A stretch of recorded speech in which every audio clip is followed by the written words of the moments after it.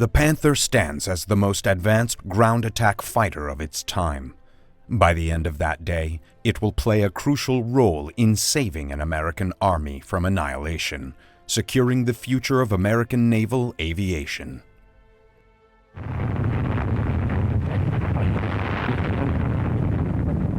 Hiroshima, 1945. The atomic bomb's devastating power ends an empire and propels the world into the nuclear era. The destruction brought by this new weapon shifts America's military focus entirely. Soon, the carriers that brought the war to Japan's doorstep return home. Yet, as they dock in American ports, the very vessels that had carried the fight are already being consigned to history. To many, in positions of authority, the advent of the nuclear bomb has rendered the aircraft carrier obsolete, much like the carrier had previously done to the battleship.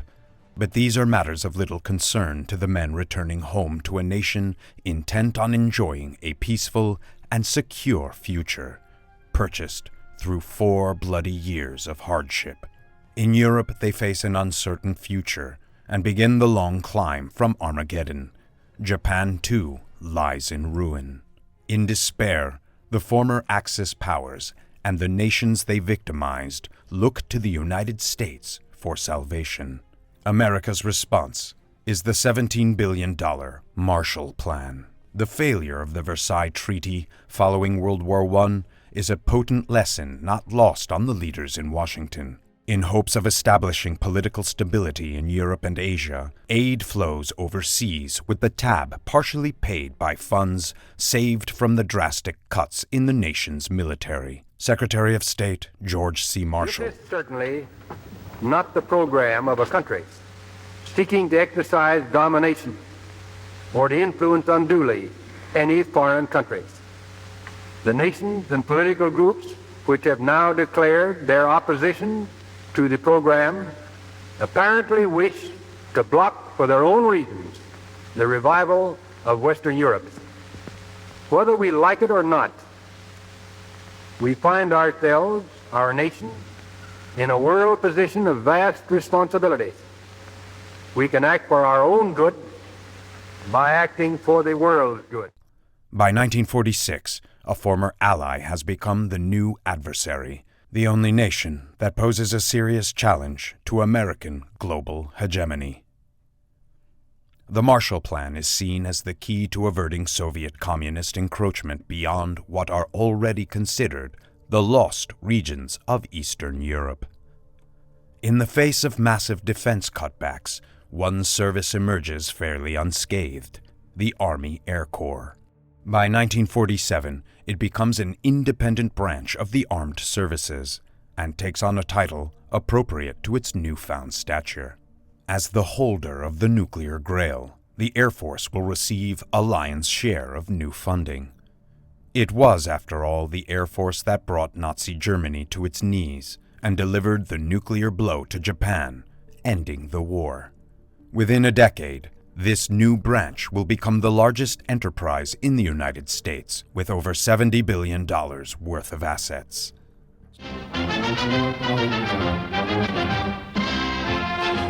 The long-awaited unification of the armed services comes a step nearer as top-ranking officials agree on a plan. The long-awaited unification of the armed services comes a step nearer as top-ranking officials agree on a plan.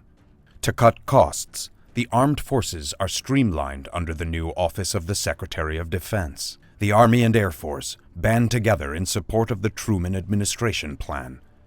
The Navy, led by Navy Secretary James Forrestal, is less than enthusiastic and voices vehement opposition. At the heart of the debate lies the downsizing of the carrier fleet and the transfer of much of its airborne capability to the Air Force. According to the other services, the age of the carrier is dead. These massive floating airstrips will be sitting ducks in the nuclear era. Sentiments such as these, along with the government's new frugality, bring about a halt to the construction of the Navy's newest carrier, the USS United States. Furious, the Naval High Command readies itself for a war of self-preservation. The Navy, intent on proving the critics wrong, is prepared to show just how well a carrier fleet will fare in the face of nuclear attack. At a distant atoll in the Pacific called Bikini Island, they prepare a derelict fleet for the ultimate test.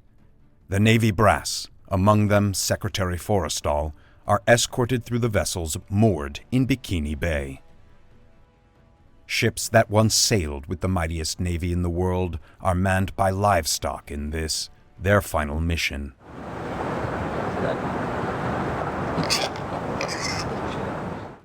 "7 miles offshore, hundreds of men, admirals and stewards alike, wait for the drop. The warhead itself is identical to the one that leveled Nagasaki. Most assume that the damage will be severe but not complete.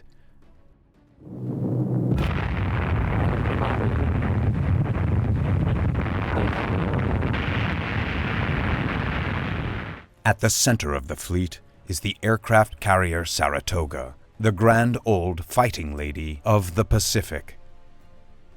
Within seconds, the entire naval fleet is demolished. The ships that remain afloat are covered in radioactive spray. The politicians controlling the budget, the conclusion is straightforward. 1 bomb, 1 bomber, and an entire fleet lost.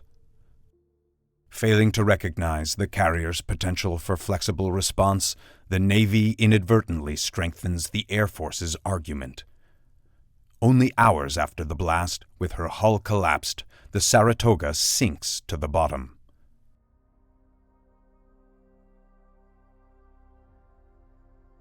Funding becomes scarce, but at their Bethpage, Long Island plant, Grumman Aircraft presses on with its first jet-age project, a carrier-based plane intended to be the Navy's future ground attack aircraft.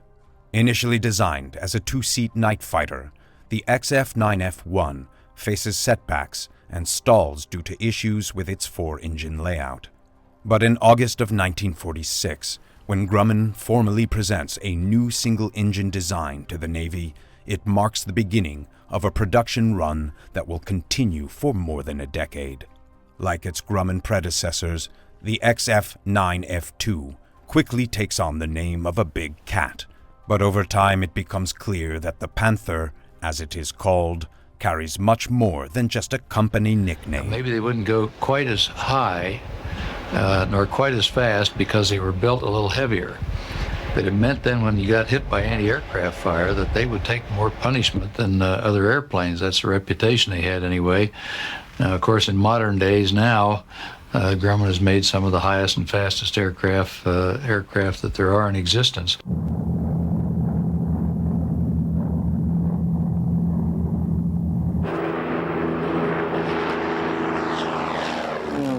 The Panther is just the latest in a line of stalwarts that included the Hellcat, the backbone of the American carrier force that crushed Japan. The Hellcat's legacy as a rugged ground attack weapon marks a path that later Grumman planes like the Panther will follow.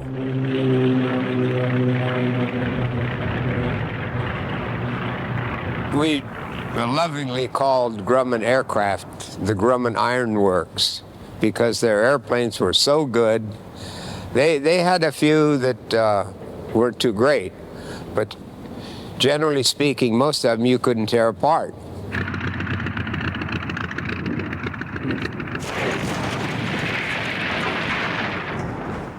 For most pilots, flying a Grumman plane from carrier to combat and back conjures up one word: survivability.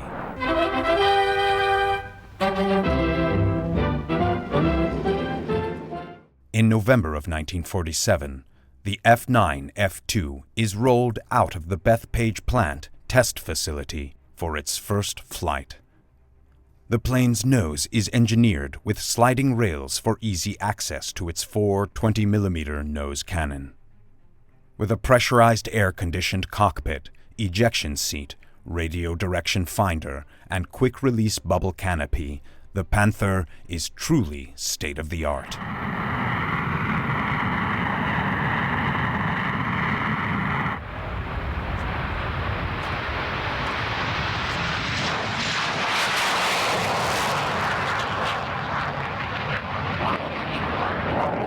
From the beginning, the plane displays the great handling characteristics that will one day make it the aircraft of choice for the Navy's Blue Angel flying team.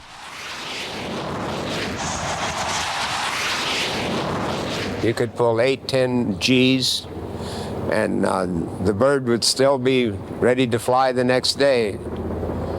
I don't think I ever saw a wrinkle in a Panther jet. If you pull too many Gs in the average airplane, the skin's going to wrinkle somewhere, but not in the Panther jet. The Panther's top speed is about 530 miles an hour at 20,000 feet. But like many early American jets, finding the power plant to reach that speed is no easy task. After struggling with a 4-engine configuration and then an underpowered Westinghouse J-30, Grumman eventually looks across the Atlantic to the Rolls-Royce company's Nene turbojet. This engine, too, is based on the Nene, but the engineers are neither British nor American. They're Russians working on imported Nene engines, around which they'll soon build the Soviet Union's premier jet fighter of the early 1950s, the MiG-15. Soon, both MiG and Panther will become reacquainted in the skies over a distant Asian peninsula. The jet era poses many new challenges, and nowhere is this more true than in the realm of American naval aviation. Since new carriers aren't being constructed to accommodate modern aircraft, vintage vessels are refitted instead. Jet weights and landing speeds demand much sturdier carrier decks, so those still in service are strengthened and reinforced. By the late 1940s, Panthers are deployed across the fleet, a fleet whose survival is threatened more by domestic politics than by any external threat. In discussions within the Pentagon, the Air Force advocates for the complete elimination of all large carrier groups. Ironically, despite the upheaval of the era, Grumman's F9 has become the cornerstone of the most advanced seaborne air force the world has ever known. Far to the east, events are rapidly intensifying global tensions, soon to test the Panther's capabilities. In June 1948, the Soviet Union blocks West Berlin from the rest of the free world. This leads to a year of heightened tension as an unyielding America refuses to let the isolated city fall under Soviet control. That same year, fear and paranoia grip the world when the Soviets unveil their new long-range bomber, the Tupolev Tu-4 Bull, unsettling the Western powers.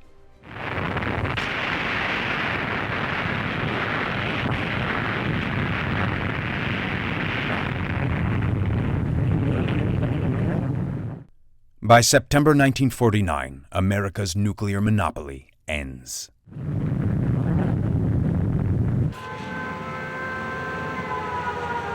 America prepares to face attack on its cities and industrial centers under a combined civilian defense program.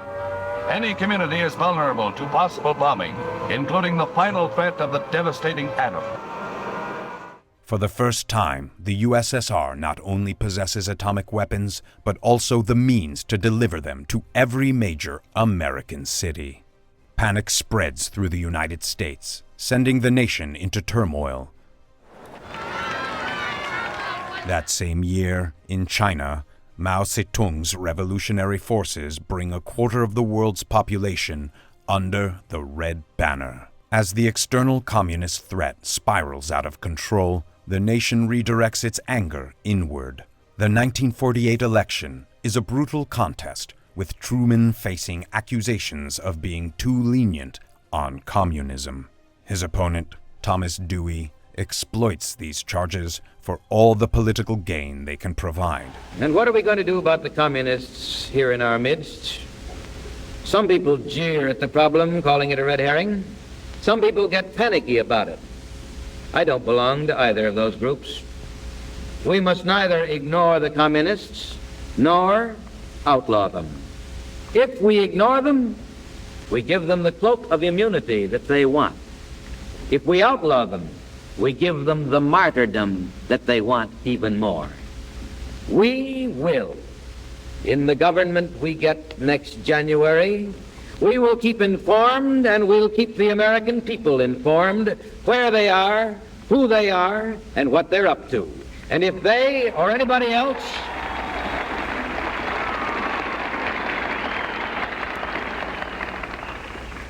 if they break our laws against treason, they'll get a traitor's treatment. As fear of Soviet nuclear power intensifies, trust in traditional military priorities begins to waver. By 1949, the Air Force has effectively won the inter-service struggle, and despite the known vulnerability of the B-36 long-range bomber to interception, it receives significant funding.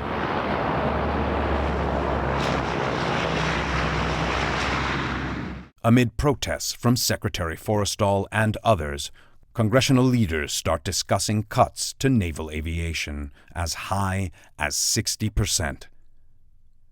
The prevailing belief is that the bomber's long-range atomic strike capability renders naval carrier task forces obsolete. Within months, the inter-service rivalry claims its first victim. James Forrestal, asked to resign as Secretary of Defense, burdened by depression and exhaustion, takes his own life just before what would have been his moment of vindication.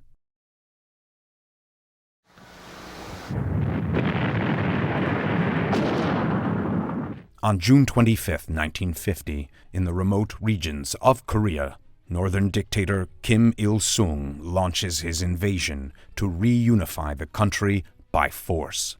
He has the tacit approval of both Moscow and Beijing.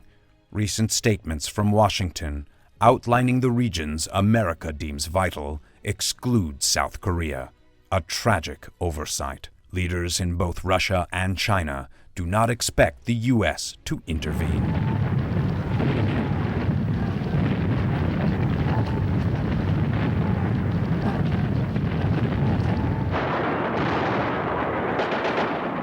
The attack is brutal and unexpected.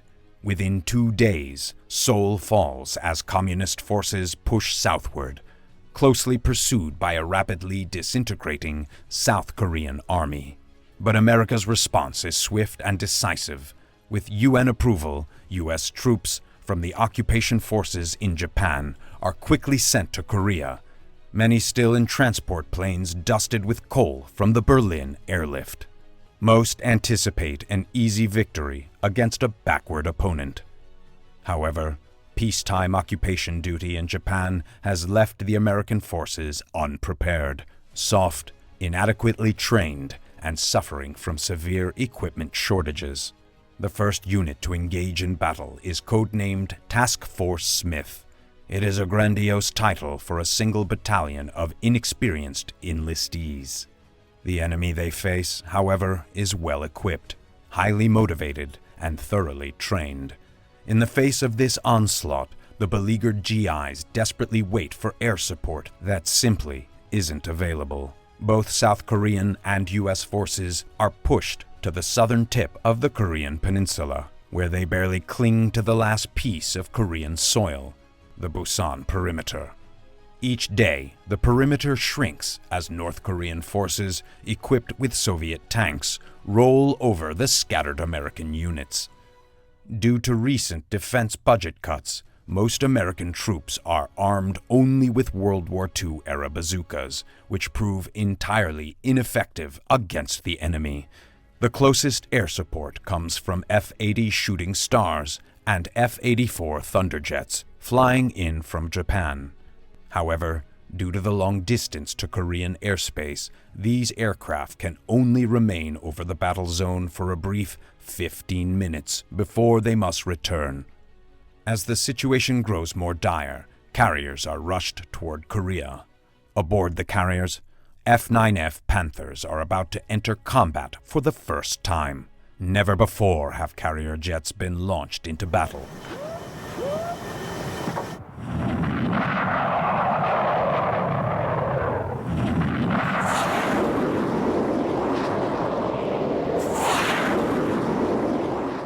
Unlike their Air Force counterparts, Navy Panthers provide sustained cover for the desperate UN troops below. Flying as many as 4 missions a day, some nearly 2 hours long, Panther pilots work tirelessly around the clock to halt the North Korean advance.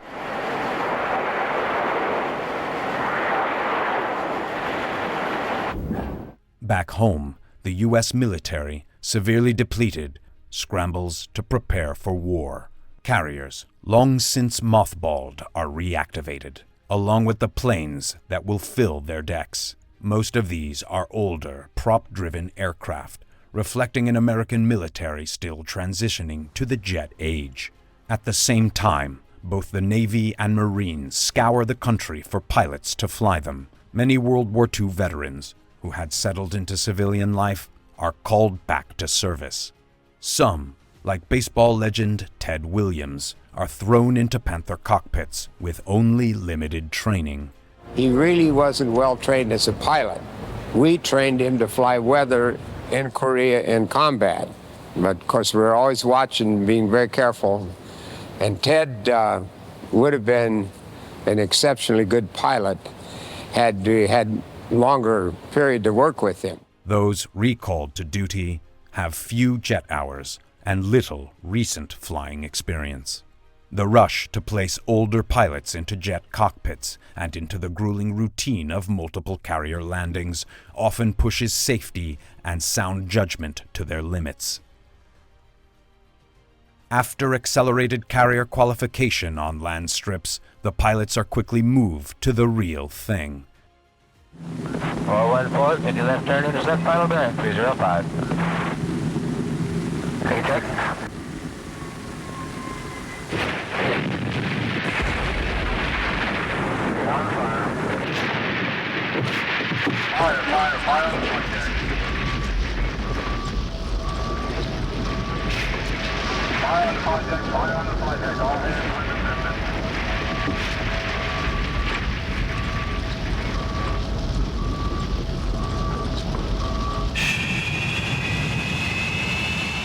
But over time, carrier launch procedures are perfected into a precise art. First, the plane handlers position the Panther on the catapult, with the section leader on the port side and the wingman on the starboard. Once aligned, the plane is revved up to full power, with the pilot gripping the stick with his right hand and the throttle with his left. A final salute signals the launch. Let the cat fly. As always during launch operations, a helicopter hovers nearby, ready to assist in the event a plane or pilot goes overboard. The Panther's tricycle landing gear causes it to sit in a tail-low position, and at full throttle, it has a tendency to scorch the caulking between the planks of the flight deck. The solution is retractable blast boards, which deflect the exhaust, allowing plane handlers to pass within 3 feet behind the aircraft. Upon launch, Panthers carry nearly 6,400 pounds of ordnance and fuel beneath their 9,300-pound frame. This includes up to 1,000 pounds of high-explosive bombs, 760 rounds of 20mm cannon shells, and over 920 gallons of fuel. With a range of nearly 1,200 miles, no part of the Korean Peninsula is out of reach for these planes.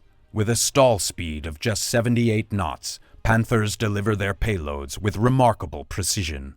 As they dive onto their targets, the Panthers deploy air brakes to smooth their descent, clearly visible on the fuselage underside beneath the canopy. We were the heavy haulers out there, and that we're doing a lot of close air work up in front of the 1st Marine Division and in front of the Army divisions also.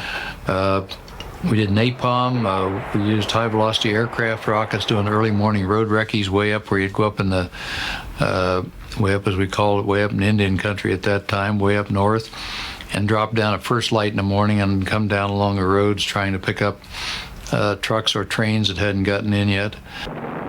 We used the airplane for a lot of purposes out there. We used it on I guess more close air support than anything else, where we worked in very, very close in front of our own troops. And that's very exacting work.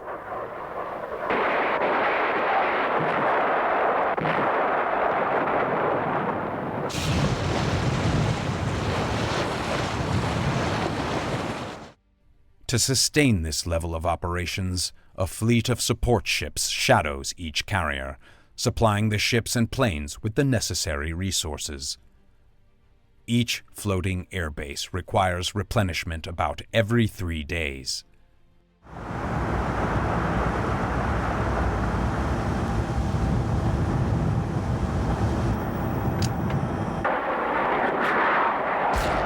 But the Panthers don't solely operate from carriers offshore.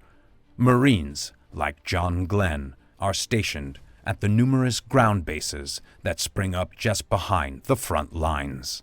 Conditions at these bases are primitive, but the Panthers' ease of maintenance proves well suited to the harsh environment. The runways, made of grated steel mesh laid over bulldozed dirt, quickly become pocked with craters from the constant barrage of incoming aircraft. It's not unusual for pilots to burn through a set of tires after every mission, but with the arrival of General Douglas MacArthur, the harshness of the terrain and early battlefield defeats soon give way to a sense of waning hope. One of General MacArthur's first actions is to launch a strategic bombing campaign aimed at, in his own words, flattening every village, town, and city north of the 38th parallel. On June 30th, he issues orders declaring all of Korean airspace a free-fire zone. B-29s flying from Okinawa begin their 3-year mission to destroy the Communists' ability to move troops and supplies. However, American bomber crews are trained to operate in large formations, and soon there are far too few viable targets left in the north to justify such attacks. In August 1950, B-29s carry out the largest carpet-bombing raid since Operation Cobra in Normandy, dropping over 3,200 500-pound bombs across a 3-by-7-mile area where a large North Korean troop concentration is believed to be. Intelligence photos later reveal that there were no enemy troops present. In one instance, a B-29 chases a lone North Korean soldier on a motorcycle down a road until its bombs catch up with him. As early as 1942, air warfare strategist Alexander Seversky wrote, "Total war from the air against an undeveloped country is nigh futile." It is one of the strange paradoxes of modern warfare. The most advanced weaponry is often least effective against the most primitive civilizations. The Korean experience highlights a key lesson. In the end, formation bombing results in over 200,000 North Korean civilian deaths. Yet it has only a limited strategic effect on the battlefield. While the enemy's road network is effectively destroyed, the North Koreans' relentless ability to move supplies at night or over land allows them to continue fighting effectively throughout the conflict. However, on September 15, 1950, at Incheon Harbor, the tides of war shift dramatically. In one bold move, MacArthur orchestrates a landing behind the North Korean lines. Forced with the threat of encirclement, the North Koreans are forced to abandon their grip on the Pusan perimeter and retreat. UN casualties during the invasion are incredibly light, with only 22 killed. It becomes the greatest American victory of the war, sending the North Korean army reeling. The U.S. landings at Incheon represent MacArthur's shining moment.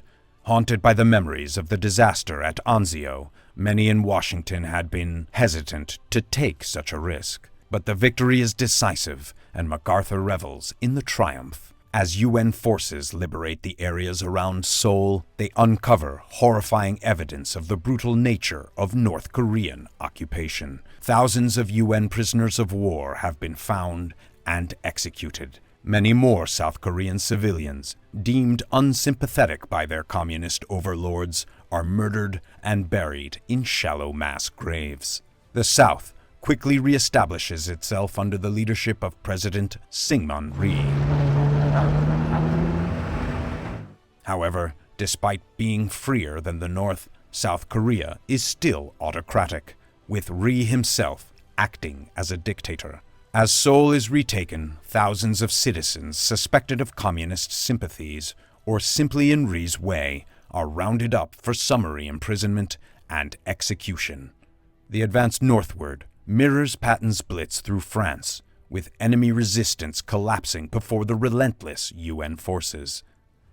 Within a month, the 38th parallel is left behind and the North Korean capital, Pyongyang, falls. A massive airborne drop blocks the retreating remnants of Kim's army. When UN ground forces link up with these paratroopers, victory appears within reach. MacArthur, initially focused on destroying North Korea's ability to wage war, begins to entertain grander ambitions.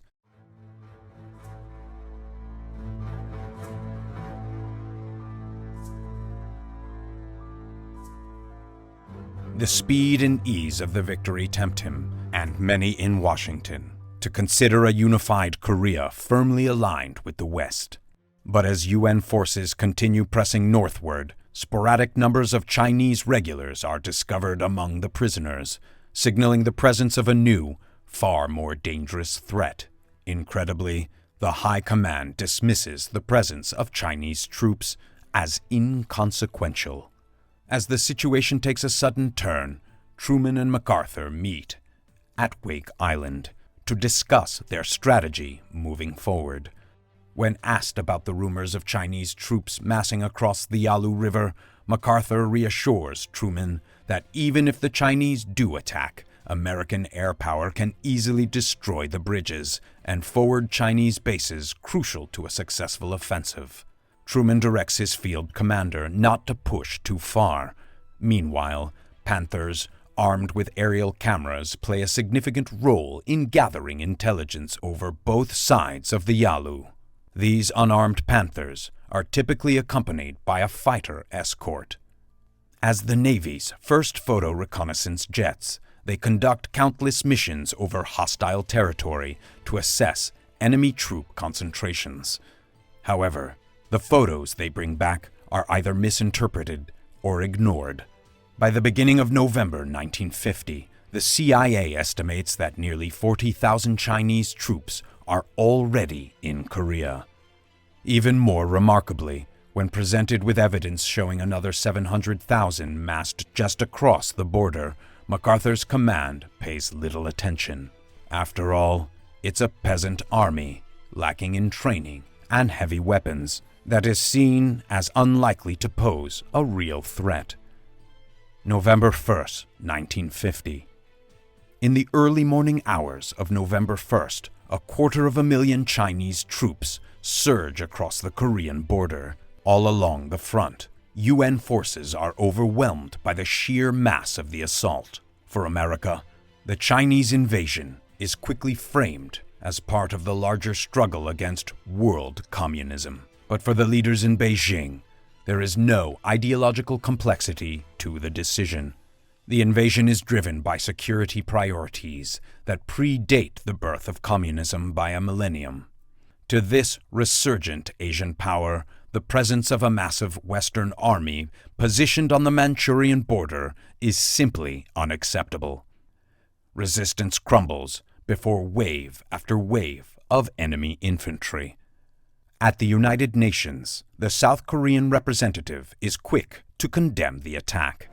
I point my finger at these representatives of the Chinese Communist regime, and I ask, why do they come here with unclean hands?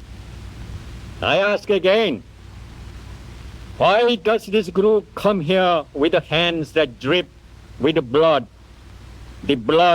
of the United Nations troops, the blood of the Korean people? In Washington, leaders of the nation's 4 largest veterans group petition Truman to use the atomic bomb on North Korea, with some even advocating for large-scale bombing of select Chinese cities. Both options are seriously considered by the Joint's Chief of Staff. In response, Truman, in classic Cold War rhetoric, reaffirms the U.S. commitment to preventing any more dominoes from falling.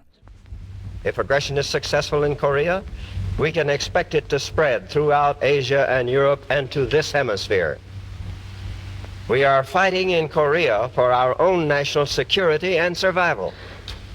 We have committed ourselves to the cause of a just and peaceful world order through the United Nations. We stand by that commitment. The American public, already on edge, fears that this could be the prelude to World War III. The Soviets, they fear, will certainly come to China's aid, further escalating the global conflict. In New York, thousands of civilians participate in civil defense drills, learning rescue and survival techniques in preparation for the aftermath of a nuclear strike. Back in Korea, the fear is far more tangible. As winter sets in, thousands of GIs and Marines retreat southward over land that had been secured only weeks before.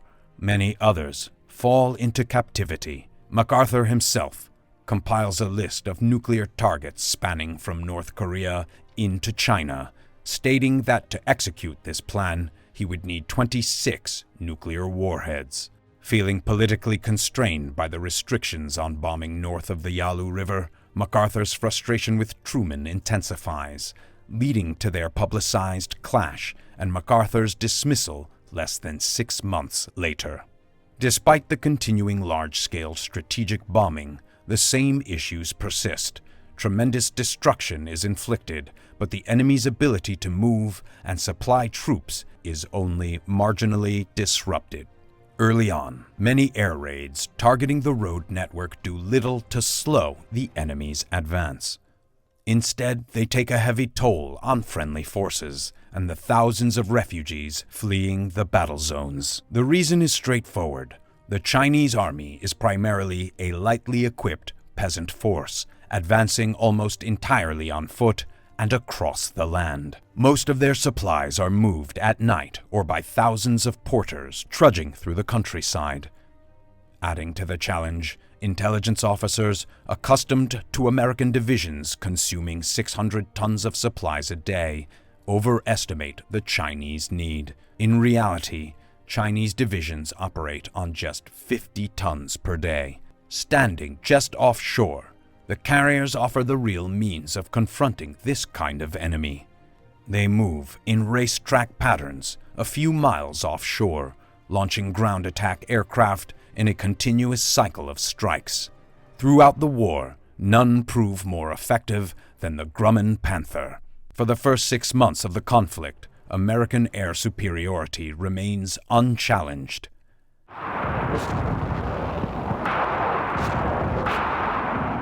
However, in November 1950, another shockwave reverberates across the Western world, the arrival of a new aircraft, one for which the Panther is no match. When the MiG-15 jet fighters first appear in the skies over Korea, they reveal a technological superiority that many had not anticipated from the communist world. The initial development of 50 MiGs quickly expands to 450, flown mainly by Chinese and Soviet pilots operating from safe zones behind the Yalu River. By the end of the war, this number nearly doubles. In response, the U.S. Air Force deploys the F-86 Sabre just a month later. Despite chronic shortages which prevent more than 150 Sabres from being stationed in Korea at any one time, the balance of air superiority quickly shifts. After I had finished my Marine missions flying the F-9s, they had one position they kept for one spot in each Air Force squadron that they kept for a Marine pilot, because the Marines had worked out an arrangement. They wanted to get some of our pilots some air-to-air experience. It was great. It was really a different kind of flying that I've been doing in the Panther, down doing close air support and down trying to dig them out down close to the ground. And this, of course, was flying up 35,000, 40,000 feet.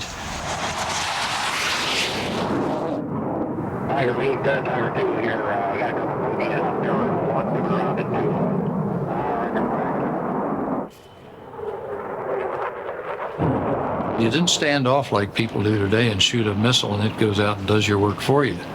what you had to get in. You maneuvered him. You outflew the guy or outmaneuvered him, and you had to get him behind here, 500 to 1,000 feet back, and hose him, we'd say, with these 50 caliber. And so it was really old World War II type dogfighting, except you're doing it in jets. And so you're going, you have closing speeds, 500-600 miles an hour on planes going the opposite direction. You're closing maybe 800 to 1,000 miles an hour. And you'd see planes and you'd get into them, and all at once, bang, there you are, you and the guy you're with. And the rest of the air war has gone someplace. Oh, can't even see anybody else in sight. In the following years, U.S. pilots demonstrate absolute superiority over their MiG counterparts. Though the Russian plane has superior climb rates and turning capability, by the end of the war, the U.S. Air Force boasts an impressive Sabre-to-MiG kill ratio of over 10-to-1. However, the dramatic aerial dogfights, often fought at altitudes of 40,000 feet, represent only a small part of the larger picture. The real battle rages on the ground, where tensions escalate dramatically, particularly between dusk and dawn. It is during these nightmare hours that the Chinese forces are most likely to mount their attacks, adding a new layer of danger and uncertainty to the conflict. The Grumman Panther, originally designed as a night fighter, provides well-suited for operations after dark, despite its eventual role being overtaken by other aircraft. We used to go up with 2 planes and keep them over the front lines, being controlled with a special type Marine Corps ground radar. And we would, they would give a signal to drop, say, 25, 30,000 feet. Those were enjoyable flights, from my point of view, because there were very few other people up there in the black of night, because they didn't have a very fine control system. So we were all on our own, and of course with an airplane like that you had the ultimate and trust in, it was enjoyable flying that bird at night. The difficulty of returning to a carrier in the vast pitch-black expanse of the ocean is a daunting one, something like finding a postage stamp in a dark room. And once a pilot locates their carrier, landing it becomes its own complex challenge. Starboard cross clear. All right, Joe. Well, it's over the ball, 35 feeling. Roger, you're looking pretty good right now. You're selling, a little bit of power, and you're going low. Let's get up underneath ball, you're low. 505 at 800, say you kind of go down to 600. Check your lineup, hold it up, power, power. Check your lineup, hold it up, power, power, power.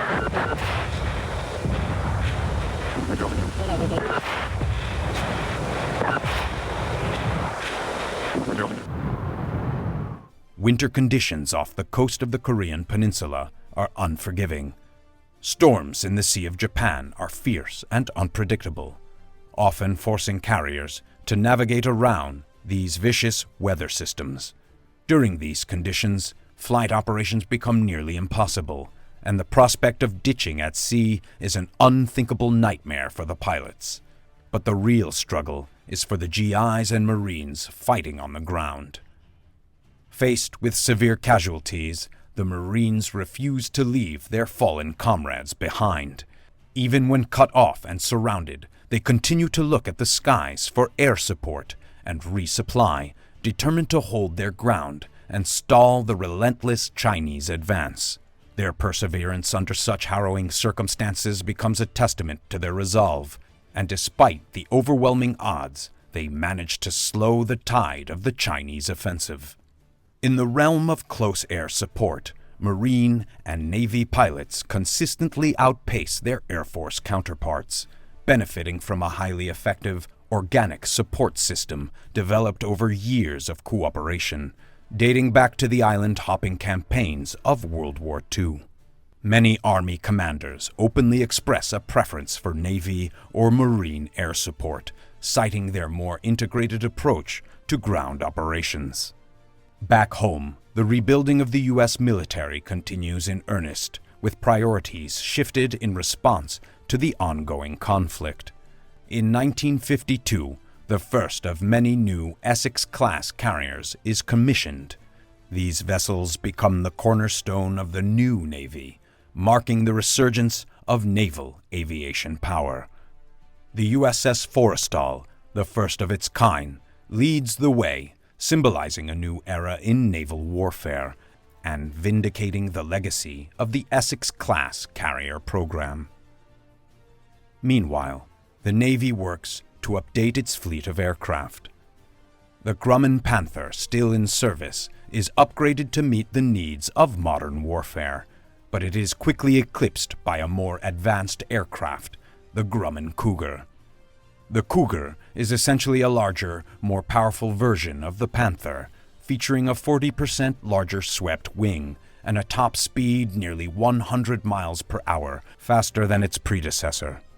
This new aircraft reflects the Navy's push to keep pace with the rapidly advancing technological landscape of the Korean War and beyond, as the need for faster, more capable fighters becomes ever more pressing.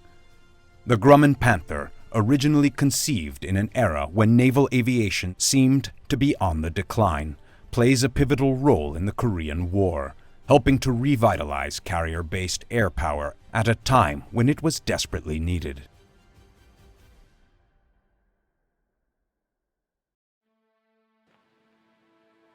The war began here, at the 38th parallel. Just how did this imaginary line become the fuse for a 3-year explosion?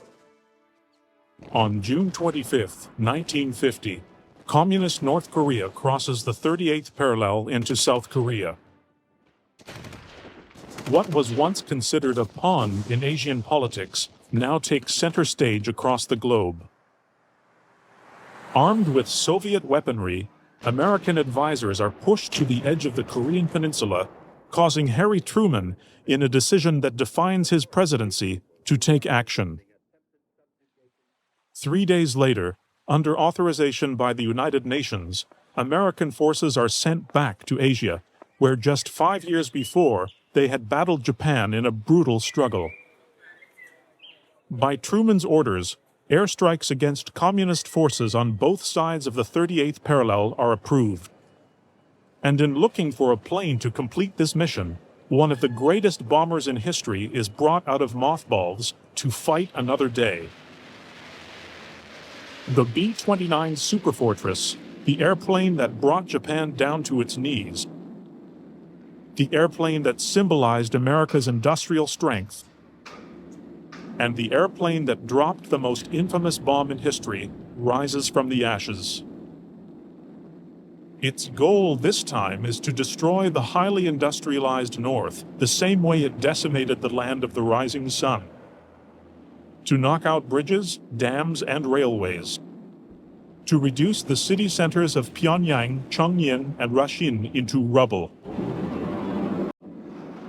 But unfortunately for the B-29, a fighter bearing the Red Star, incorporating swept wings and jet technology, writes the obituary for this mighty bomber, ending its impressive run as America's greatest aircraft.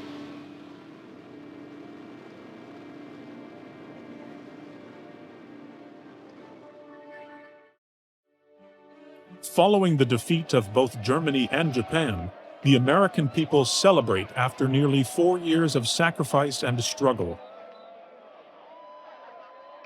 With the powers of Europe in economic ruins, the United States emerges as an undisputed superpower. At the same time, the Soviet Union, America's biggest ally during the fight against the Nazis, begins to flex its muscles across the globe. There was already a lot of animosity and tension and a lack of clarity about exactly how the two would stack up. And I think it's also important to keep in mind that nobody really knew a grand vision for Europe, even as Nazi Germany collapsed. Following VE Day, communist states are established across Eastern Europe, presenting a direct threat to Western democracies allied with America. At Potsdam, it becomes clear that a new Cold War is taking shape between these two former allies. When I was at Potsdam, I thought I could get along with Stalin. How mistaken I was. made 32 agreements. He broke every single one of them. What are you going to do with an outfit like that? I found out as things developed that the objective of the Russians was to dominate the whole of Western Europe. With an iron curtain dividing Europe, President Harry Truman moves quickly to contain Soviet expansion. Billions of dollars in financial aid is provided to Western European countries still in economic shambles after the war. Known as the Marshall Plan, a line in the sand is drawn between Stalin and America. Why must the United States carry so great a load in helping Europe? The answer is simple. The United States is the only country in the world today which has the economic power and productivity to furnish the needed assistance. From a Soviet perspective, it was a weapon that they just couldn't possibly equal. Money, $13 billion in 1947, when it's promulgated, is just something the Soviets couldn't even possibly counter in their wildest dreams. There's no doubt whatever in my mind that if we decide to do this thing, we can do it successfully. Next, in what solidifies the image of Americans as liberators, food and materials are flown into a blockaded West Berlin during the greatest airlift in history. And finally, the North Atlantic Treaty Organization is established, with each member in this military alliance pledging to come to the other's aid in case of an enemy attack. Back in Washington, D.C., the Truman Doctrine of Containment calls for a radical change in how the military operates. By executive order, on July 26, 1947, the President signs into law the National Security Act, bringing the Army and Navy under one umbrella known as the Department of Defense. In addition, the dream of Army Air Force Chief Hap Arnold comes true when the United States Army Air Force becomes a separate independent branch of the military. And with its creation, this new department has big plans on how to defeat the communists. With the growing Soviet threat, it becomes vital for America to possess a truly intercontinental bomber. In the factories of Convair, the gigantic B-36 Peacemaker, having a wingspan of 230 feet, 6 radial engines, 4 turbojets, and a payload of over 70,000 pounds, is wheeled out for the first time. With this behemoth, the United States can now fly straight into the Soviet Union to deliver a fatal blow. The B-36 was intended as the doomsday weapon against the Soviet Union. You drop the atomic bombs, which would bring the Soviet Union to its knees, and it would have done that. And that's why they call it the Peacemaker, because it kept the peace because of its capability. As a result, its predecessor, the B-29 Superfortress, once the biggest plane in the world, now becomes a medium-range bomber. Another revolution in aircraft design also happens during this period. Propeller-driven planes are phased out by jet engines, giving pilots the ability to fly significantly faster with this new form of propulsion. The P-51 Mustang, an aircraft that ruled the skies over Germany and Japan, is replaced with Lockheed's F-80 Shooting Star, a jet-powered aircraft with a maximum speed of 600 miles per hour. While this research and development continues, on the continent of Asia, the balance of power shifts dramatically in 1949 when Mao Zedong becomes the first chairman of the newly created People's Republic of China. With this transformation, the United States' biggest ally in the fight against Japan becomes part of the Soviet sphere of influence, making it now one of America's biggest enemies. That same year, Stalin acquires the technology to develop the atomic bomb, destroying the United States' nuclear monopoly. The Soviet Union getting the atomic bomb followed quickly, chronologically, by the fall of China. Are very, very close in chronological period. And they feed, in the United States in particular, this conception of communism rolling over, a monolithic communism spreading throughout Europe. And it breeds, obviously, the sort of hostility and ideological blinders on, if you will, that the McCarthy era comes best known to be associated with. But it's certainly a massive shift in American perception. With the tension escalating, it becomes clear that a showdown is on the horizon. The only question is, where? In this Cold War, instead of a direct confrontation between the two superpowers, proxy battles take place in faraway lands. And in 1945, very few could have guessed that a Third World War would almost break out over a tiny strip of Asian land south of the Yalu River. The nation of Korea, a protectorate of Japan since 1905, is liberated following the end of the Second World War, with the Soviets occupying the highly industrialized North and the Americans managing the agrarian South, with the 38th parallel being the dividing line. When we think about North Korea during the Korean War, it helps to remember that the Japanese had occupied Korea from 1905 until 1945, and they had created a modern infrastructure of roads, railways, factories, industrial facilities, and had brought North Korea very far along toward becoming a more modern state. And indeed, in 1950, North Korea was probably in many ways in better shape than it is today. For 5 years, tensions escalate between the opposing sides, with war almost inevitable.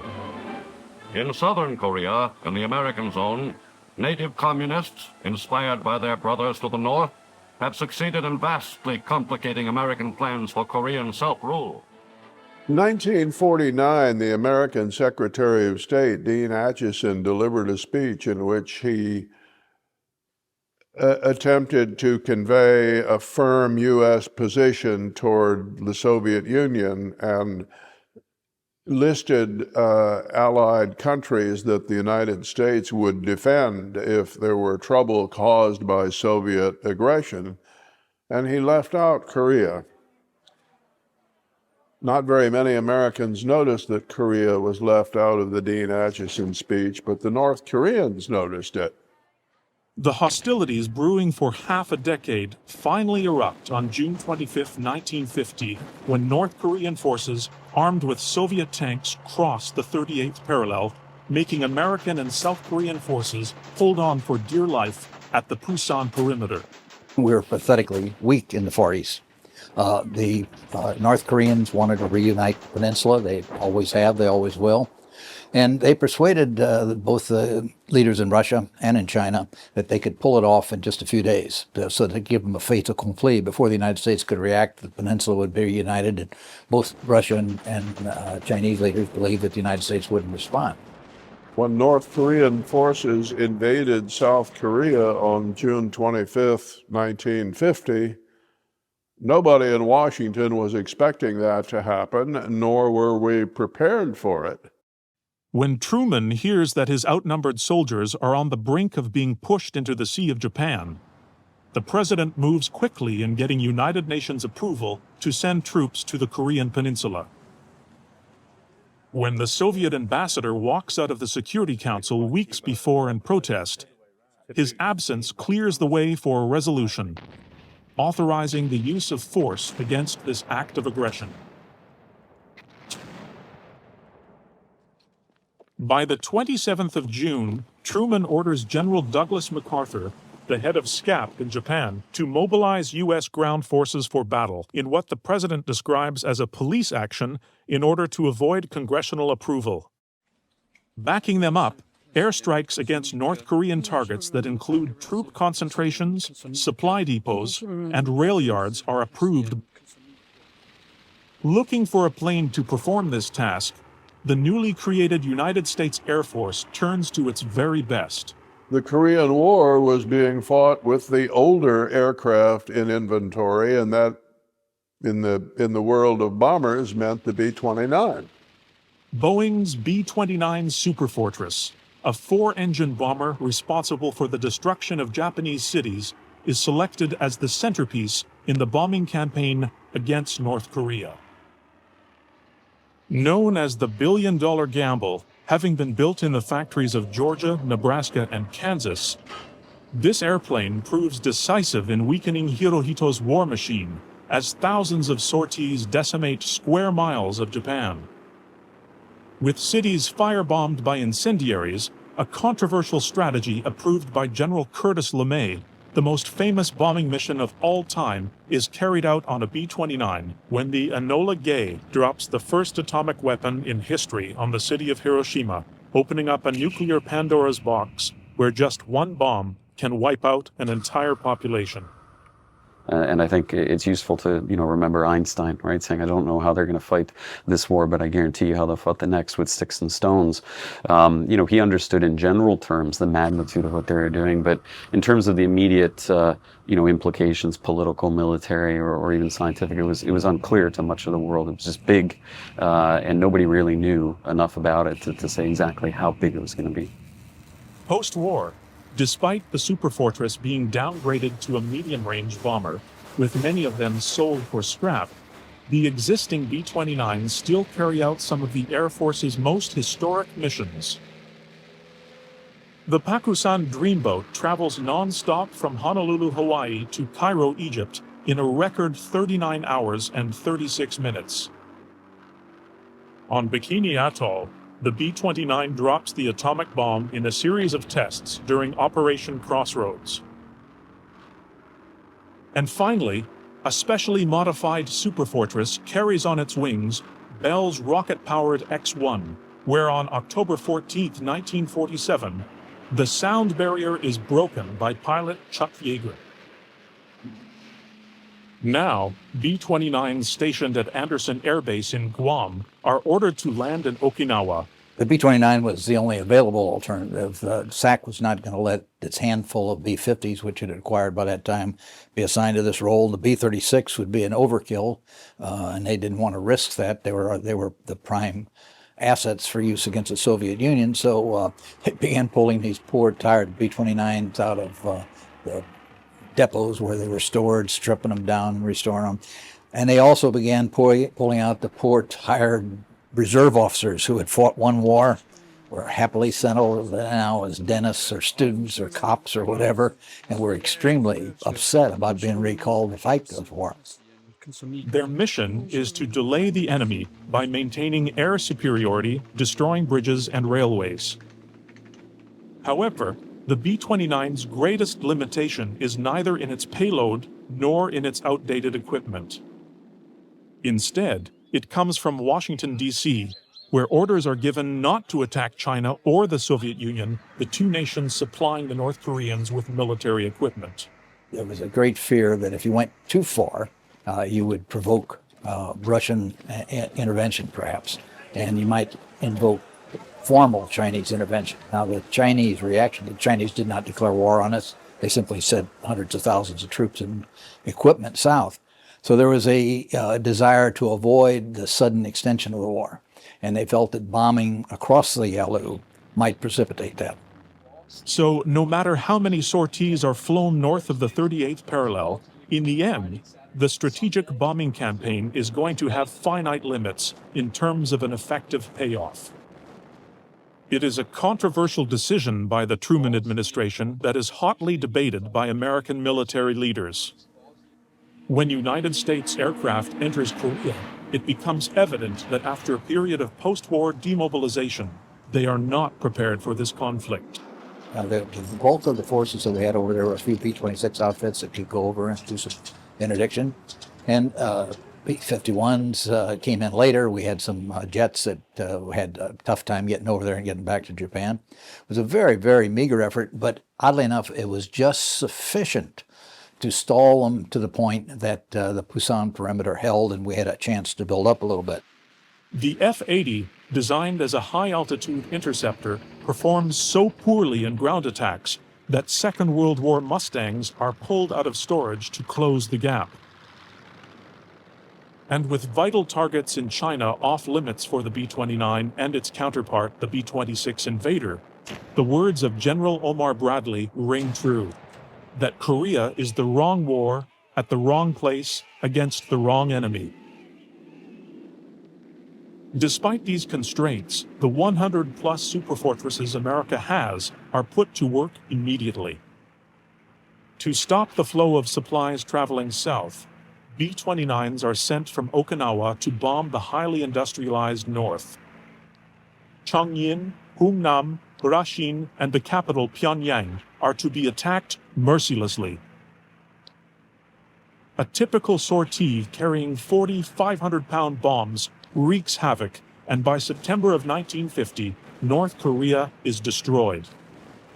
Unable to employ fighters and having such weak anti-aircraft defense, the B-29 is able to complete its mission flawlessly. The B-29s did do useful work in destroying what little industry the North Koreans had, and they were invaluable in the interdiction role, and that's a role for which they had never been designed, but they were successful in it.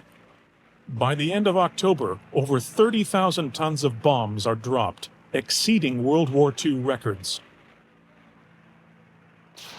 While this air war ensues, on the ground, MacArthur pulls off one of the most spectacular amphibious assaults in history during the battle at Incheon, where 40,000 troops land successfully on the beaches.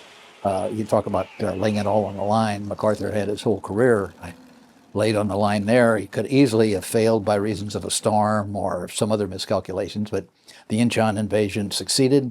And when they got there, what they found was that the North Koreans had become a paper tiger because of the interdiction. There were so many tanks and trucks destroyed on the road that and we were now the invading armies, we were going up into North Korea, were amazed to find how much destruction had been wrought by air power and by such a limited amount of air power.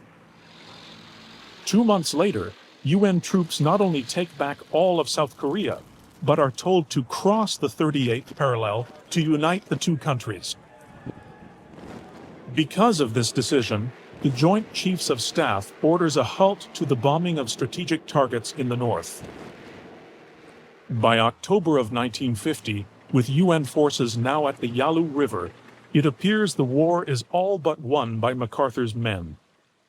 And I went home feeling very, very good about the situation. When I got to San Francisco, I made a speech on the subject and complimented him on what he had done and told the American people that I didn't think the Chinese were coming into Korea. And then, you know what happened. Days later, Mao's China comes to North Korea's rescue, launching a fierce counterstrike of 180,000 men, pushing coalition troops south of the 38th parallel. Chinese forces entered the war in November 1950 and reversed the tide of the war and defeated the U.S. Soldiers and Marines who were in North Korea at the time and began a massive offensive and for a period of time appeared to be winning the war. Ironically, these forces enter the war zone through a series of bridges that were off limits for the B-29. With the Chinese firmly entrenched on the battlefield, a bitter war of attrition ensues for more than 2 years. With the situation being drastically altered, superfortresses are permitted to step up their campaign. On November 7th, 70 B-29s dropped nearly 600 tons on the city of Sinuiju. 2 raids against Pyongyang in January of 1951 destroy 35% of the city. The B-29s had a capacity that the other elements of the Air Force lacked, and that was a major target came up as what happened when later in the war the North Koreans established airfields to operate from in the South Korean area where that they had occupied. B-29s could simply just take them out. They would go over and obliterate them. Now there were some losses incurred in this, but they were still an effective weapon for that kind of work. However, the aircraft's limitations are becoming evident during the Korean campaign. With improved anti-aircraft artillery forcing these planes to fly at altitudes above 18,000 feet, trying to hit a bridge or any other pinpoint target becomes a daunting task. Contributing to this sense of frustration, 500,000 North Koreans work at night to repair damaged rail lines and bridges, fixing them in as fast as 2 hours. And in what seals this bomber's fate, the B-29 meets its most fierce opponent in the Soviet MiG-15, a jet-powered fighter aircraft built in mass, incorporating a swept-wing design to ensure greater speed, appears for the first time in combat. In order to mask Stalin's involvement, these planes are bartered to the Chinese, whose pilots begin flying them over Korea. Using jet engine technology that oddly enough is given to them by the British, this aircraft proves superior over the battlefield, flying almost 200 miles faster than the F-80. Ironically, China, one of the poorest countries in the world, now possesses an airplane more advanced than anything America owns. Unlike the Second World War, where no Japanese fighter could reach the B-29's top altitude, the MiG-15's ceiling is at over 50,000 feet. This allows it to hover over the Superfortress, waiting for the perfect opportunity to come swooping down. And with a maximum speed of just under 700 miles per hour, this Soviet concoction proves to be the perfect antidote to the B-29 menace. Even with F-80 and F-84 escort, they are no match for the MiG's 37 and 20mm cannons, with just a few hits being enough to bring down America's once mighty bomber. The role of the B-29 changed significantly with the introduction of the MiG-15. We didn't have fighters there that could defend it as escort fighters because the Republic F-84 and Lockheed P-80 simply weren't up to the MiG-15. They were targets instead of counters. And the B-29 itself, its firing mechanisms couldn't track the MiG-15s. They were so fast. So the role was changed from day bomber to night bomber. Encountering flak from MiG-15s, numerous superfortresses are easily shot down over Korea. As a result, future bombing missions are to be conducted only at night. And for the remainder of the war, the B-29's undersurface are painted black. Many of the B-29s that you see in pictures from the Korean War have their undersides painted black. That is to make them more difficult to see by the enemy using searchlights. Even more frustrating for pilots is the policy prohibiting attacks against Chinese targets north of the Yalu, where communist planes and equipment being shipped by the trainload from Russia can fly across the border with immunity. An American pilot could be flying along the Yalu and could look down and could see row after row of MiGs basking in the sun, but we were throughout that entire time, and indeed throughout the entire Korean War, bound by a rule that was made in Washington that we would not cross the border between North Korea into China. It is a controversial decision by Truman as the war enters its second year. General MacArthur and I came to grips over the thing. We fell out on that very thing. He wanted to chase these planes over the border here and bomb the Chinese back behind the Korean border, as well as to move our army up and really fight a war here with Communist China. That we couldn't stand for because Russia and China had a mutual defense pact.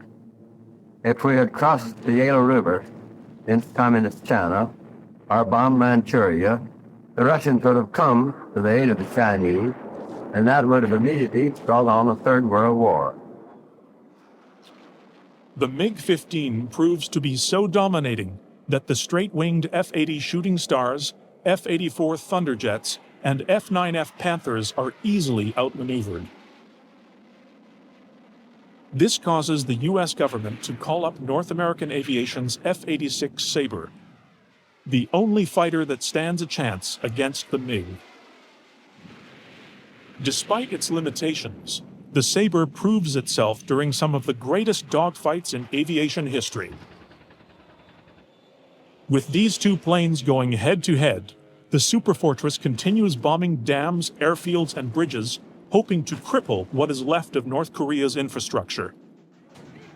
Despite this destruction, on the ground, a virtual stalemate continues. General MacArthur had a very aggressive desire and plan not only to use nuclear weapons to prevent further Chinese intervention in Korea, but also to turn loose the nationalist Chinese on the island of Formosa, known today as Taiwan, to invade China and create a second front.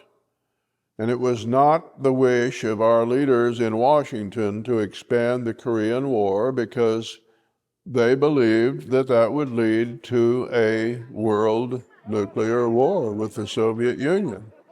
With Truman firing General MacArthur, the president sinks to all-time lows in popularity as the Korean War becomes a quagmire with no end in sight. By 1953, as Dwight Eisenhower enters the White House, a ceasefire that remains in effect to this day is signed between the two sides, ending the war after more than 3 years of fighting. We have stopped the shooting. That means much to the fighting men and their families, and it will allow some of the grievous wounds of Korea to heal. Therefore, I am thankful. It is, however, only a step toward what must yet be done. The task now is to put the ceasefire agreement into full effect as quickly as we can and get down to working out an enduring settlement of the Korean problem. Assessing the B-29's impact on the battlefield, the balance sheets provide mixed results. On the plus side, for an aircraft designed in 1940, who many thought would never be used again, it flies all but 21 days in a campaign lasting 37 months. With 21,000 sorties, dropping 167,000 tons of bombs, the Superfortress was able to wreak havoc on North Korea.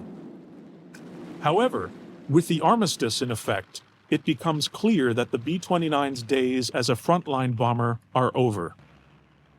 With 16 being shot down by MiG-15s, and close to 3 times that amount being written off in crash landings, this Second World War-era aircraft's greatest days are finished. And with jet technology here to stay, the plane is used for only experimental flights, being phased out after a service career spanning 3 decades. Even its propeller-driven successor, the B-36, is put into retirement with the introduction of missile technology, making it relatively easy for the other side to shoot down a costly aircraft. Nonetheless, the legacy of the Superfortress would live on. A new line of jet bombers that would rule over the skies for the second half of the century, the B-47 Stratojet and the B-52 Stratofortress, proudly carry on the B-29's reputation as an aircraft that dominated over the battlefield. In 1951, a Mikoyan-Gurevich MiG-15 is shot down over Korea's west coast and plummets into the Yellow Sea. The jet is pulled from the shallow water by US and South Korean forces, transported by a British frigate for study. At a US Air Force base in Dayton, Ohio, the plane is pored over. One of the first discoveries of this incredible aircraft comes when the engine is inspected. Expecting to find a hybrid of Russian and German jet technology, the team studying the captured prize receive a shock. The plane is powered by what appears to be a Rolls-Royce Nene 2, designed in England. 1940. Since the signing of the Molotov-Ribbentrop Pact, Germany and the Soviet Union have been in an alliance, using their combined might to carve up Eastern Europe. With France giving in quickly to the Nazis, England's newly appointed Prime Minister, Winston Churchill, knows that German troops will soon be clambering up the English beachfront. He decides to send a new ambassador to Moscow, and a member of Parliament volunteers for the job.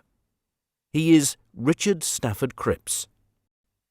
Born into privilege, Crips' first love is chemistry, and following a stint as an ambulance driver during the Great War, He studies law and becomes a successful attorney before an interest in politics lures him to run for office. Crips joins the Labour Party and in 1930 becomes Solicitor General in Ramsay MacDonald's government, a position that includes the honour of becoming a knight. Though regarded by all as a brilliant man, Sir Stafford Crips has a tendency to ruffle feathers and soon finds himself clashing with Labour over his political leanings. Some of his views are considered so extremely left-wing by the Labour Party that he's chased out. Now sitting as an independent, he finds himself on a trip to Moscow with a goal of aligning the Soviet Union with Britain. Stafford Crips was certainly born into a life of privilege, and his father was a Conservative MP. This no doubt stimulated his own interest in politics. But what I think really led him into his own particular line in politics was really his religion. We can't understand Stafford Crips unless we understand that he was a committed Christian who had very fervent beliefs. In some ways they seem rather naive. They're certainly idealistic. He believed in the brotherhood of man.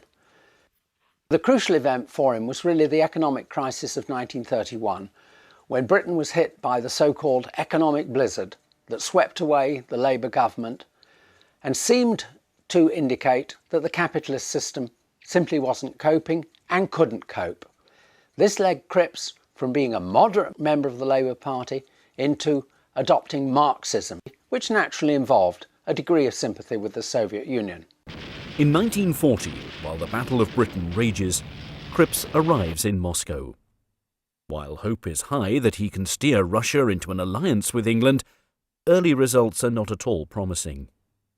Just days after Crips has a 3-hour meeting with Joseph Stalin, the Soviet Premier and Foreign Commissar Vyacheslav Molotov gives a speech on how successful the Russian-German alliance has been for the country. Crips continually warns Stalin not to trust Hitler, but to no avail. The key episode was really from 1940 to 1941, when he went to Russia as Britain's ambassador. And what he found there certainly changed his view and formed what to many people will seem a surprisingly unfavourable view of Soviet Russia for such a left-wing figure.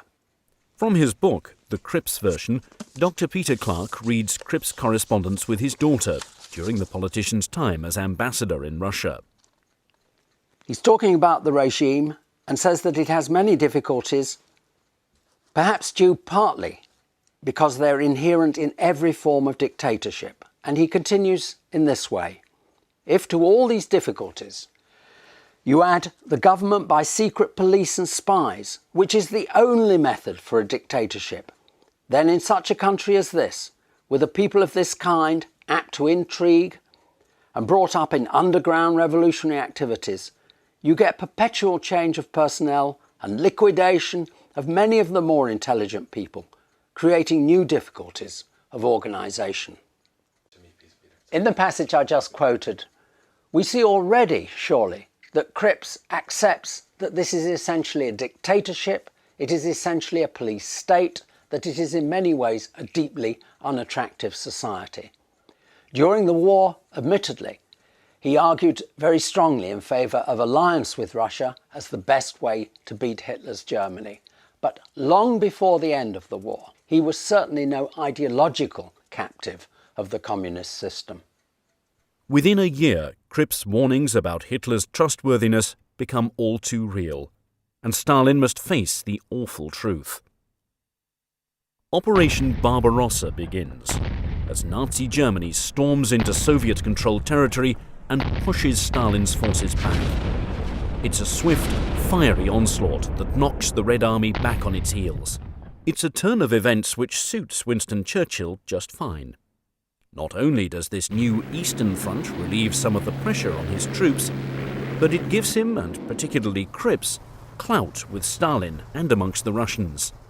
A bond is forged over their common enemy, and soon an Anglo-Russian alliance is formed.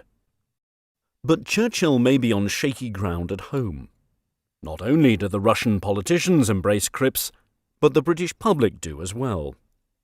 After a broadcast to the nation on the situation in Russia, Crips is suddenly one of the most popular men in the nation, even seen as a contender for the position of Prime Minister. At a time when defeats are plentiful, Crips makes it known that he'd be ready to take up the post if Churchill is unable to manage. Churchill seizes on this. In March of 1942, he sends his new rival to India in order to broker a deal with Gandhi and Jinnah. If the Crips mission is a success, India will aid the war effort against the Nazis in exchange for self-rule once the conflict is at an end. But the mixed messages Crips seems to be giving to the Indian negotiators during the trip causes it to end with no deal in place. The Indian Congress Party will not agree to aid England in the war. But aid is coming from another source. Through its Lend-Lease program, the United States of America begins to send supplies to the Allied forces in exchange for gold.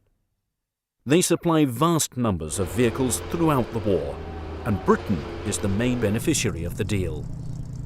The Soviet Union is far behind the West in technological advances, and needs aid as well. Russia receives close to 15,000 aircraft by the war's end, almost 20% of all the aircraft that they use. The most prominent of these is the Bell P-39 Airacobra. It's best suited for low-altitude flight due to its lack of turbo superchargers.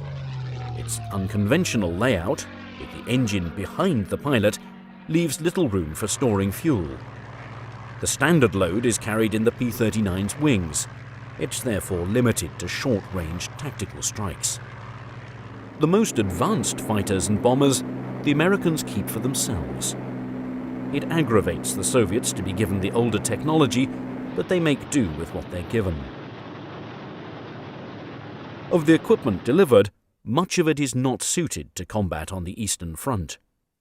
Aircraft meant for tropical conditions are now used in a much colder climate. There are few spare parts, and so crews must sometimes improvise as best they can. The Soviets learn to adapt the Western technology to their needs and uses, skills that will serve them well in the years to come. 1945. First, Nazi Germany falls, and then so does Winston Churchill. The general election on July the 5th knocks the Conservatives from power and brings in a new Labour government, led by the wartime coalition government's Deputy Prime Minister, Clement Attlee. The public feels that the Labour Party will be more adept at helping England rebuild in the post-war period. Joining Attlee's cabinet as Minister of the Board of Trade is Sir Stafford Crips. The election of a Labour government in 1945 came as a great surprise to the world, who imagined that Winston Churchill would inevitably win re-election, having won the war.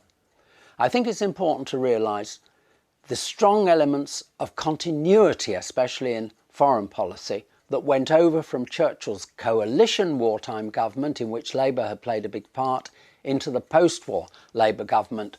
The main thrust of this new government is to rebuild the war-weathered country. It's about winning the peace by giving Britons a crutch to lean on. They use the 1942 Beveridge Report as a guide for reforming the country. Attlee brings about sweeping changes that will alter the country for decades to come. Free national health care, education for everyone up to the age of 15, social security. He works towards giving India and Burma their freedom. It's far removed from the direction that their ally America is heading. More and more nations adopt communism, and never comfortable with these ideals, America finds these new social developments within Britain curious and worrisome. Churchill was the sort of man Americans understood, and Attlee is no Churchill. He's small and modest, spares his words when they aren't needed. To Americans, the contrast is a sharp one that gives them pause.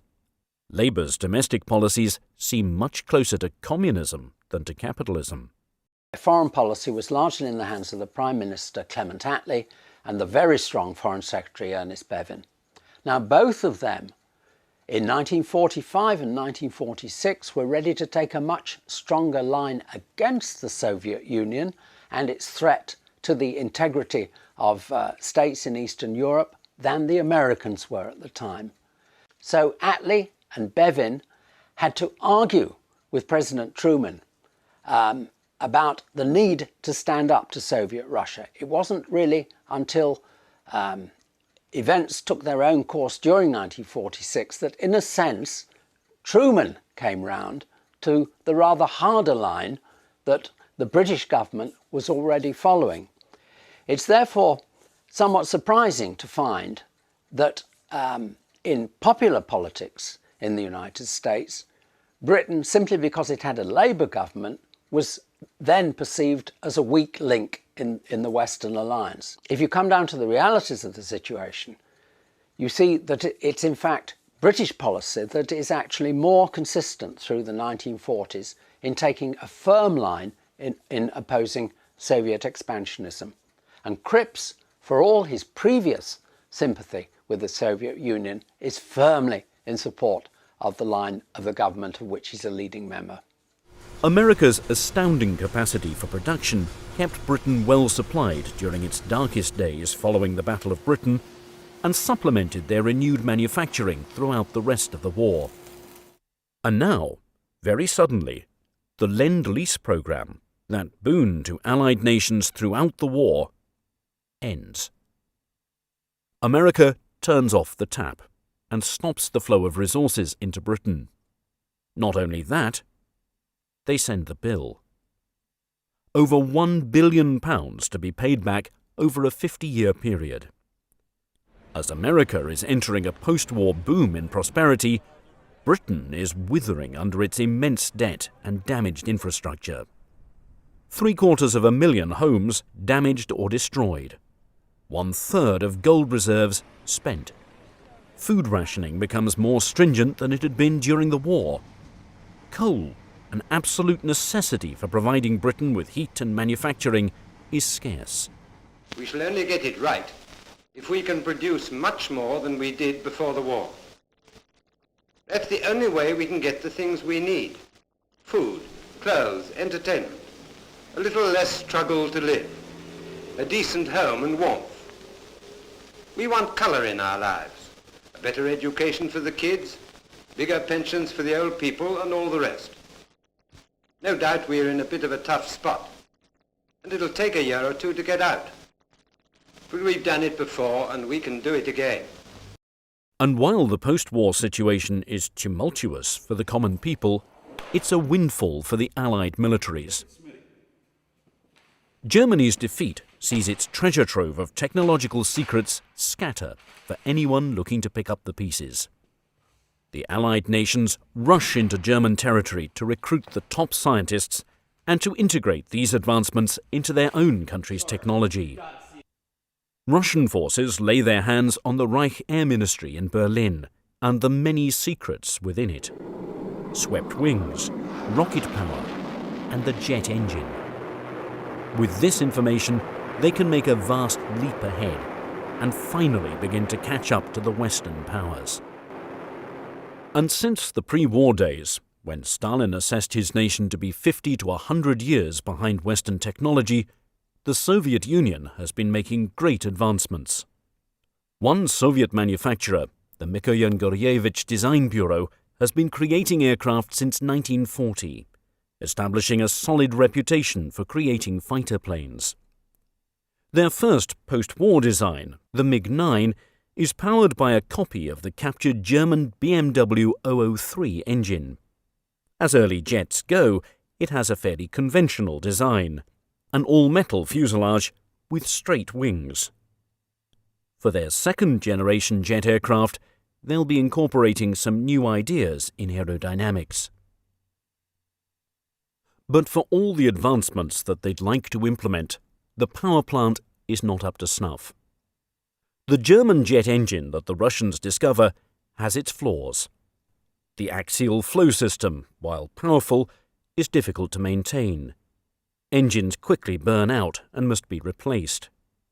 Their short lifespans plagued German ground crews throughout the war, And though the Soviets pursue the creation of their own jet engine based on this technology, they find themselves facing the very same problems the Germans had. Germany's most advanced jet engine design is proving difficult to perfect.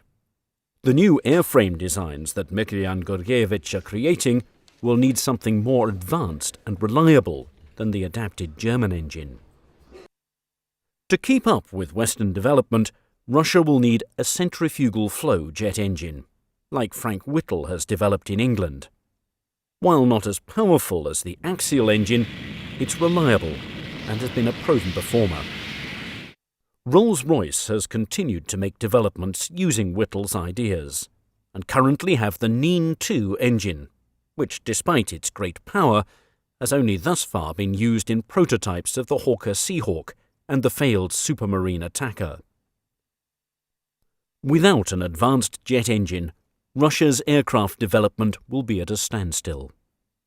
The Soviet aviation minister Mikhail Khrushchev and designer Alexander Yakovlev suggest to Stalin that they purchase more advanced engines from another country. Stalin scoffs at Khrushchev's idea. What fool will sell us his secrets, he asks. Despite knowing that his men will fail on their journey to purchase this technology, Stalin allows the trade mission to go ahead. MiG's Artem Mikoyan, engine designer Vladimir Klimov and others travel to England to tour Rolls-Royce's plant and to see other British aircraft developments. When the trade mission lands in London, they find a socialist government ready to embrace them. There's still much goodwill afforded to Russia, still seen by British eyes as an ally in the noble war against Nazi forces. That, and post-war England, needs money. The Soviet delegation tours the Rolls-Royce plant and are shown their latest engine developments, the Derwent and the Neen. They ask to purchase several of each.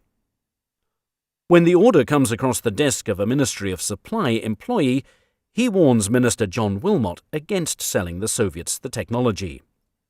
Britain is the absolute leader in jet engines. Russia is at least 5 years away from similar developments.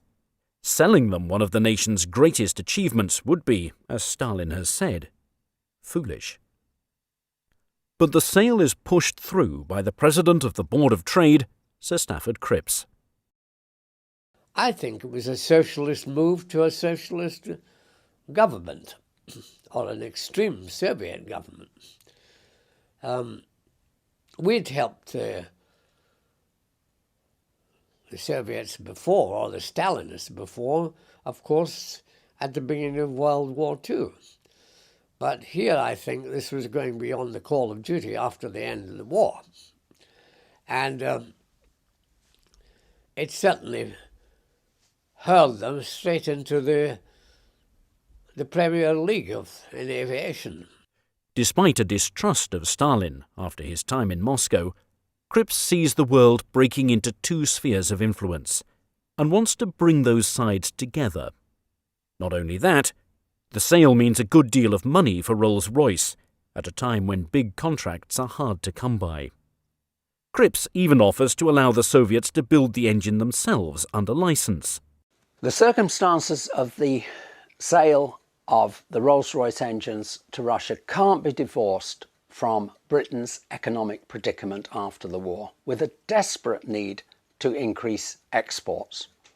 Crips, as President of the Board of Trade, was the minister with primary responsibility for British trade. It's only natural, therefore, that he should have wanted to encourage expansion of British trade and opportunities for British exports in every direction possible.